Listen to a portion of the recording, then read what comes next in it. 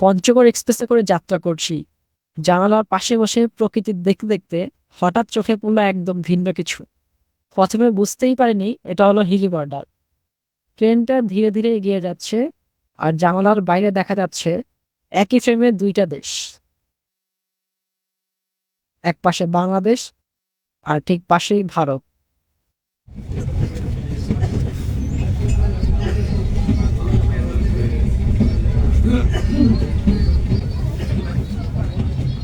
ওইদিকে দাঁড়িয়ে আছে ভারতের সীমান্ত রক্ষী বাহিনী, বিএসএফ সদস্যরা।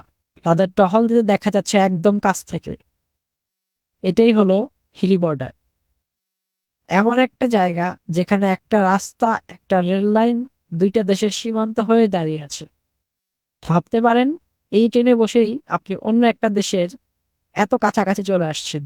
কোনো ভিসা নেই, কোনো পাসপোর্ট নেই, তবুও আপনি অন্য দেশের এত কাছাকাছি। হিলি বর্ডারকে বলা হয় পৃথিবীর অন্যতম অদ্ভুত সীমান্তগুলোর একটি। কারণ এখানে কোনো বিশাল দেয়াল নেই, নেই দূরে দূরে আলাদা আলাদা এলাকা। সবকিছু এমন ভাবে সাজানো যেন দুইটা দেশ একসাথে বসবাস করছে। ট্রেনের জানালা দিয়ে এই দৃশ্য দেখা একটা একদম আলাদা অভিজ্ঞতা।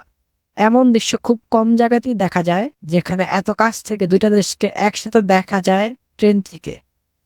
প্রতিদিন হাজার হাজার মানুষ এই পথ দিয়ে যাতায়াত করে, কিন্তু এই দৃশ্যটা সবার মনে একটা আলাদা অনুভূতি তৈরি করে। একটা লাইন, একটা রাস্তা, কিন্তু এর এক পাশে বাংলাদেশ আর অন্য পাশে ভারত।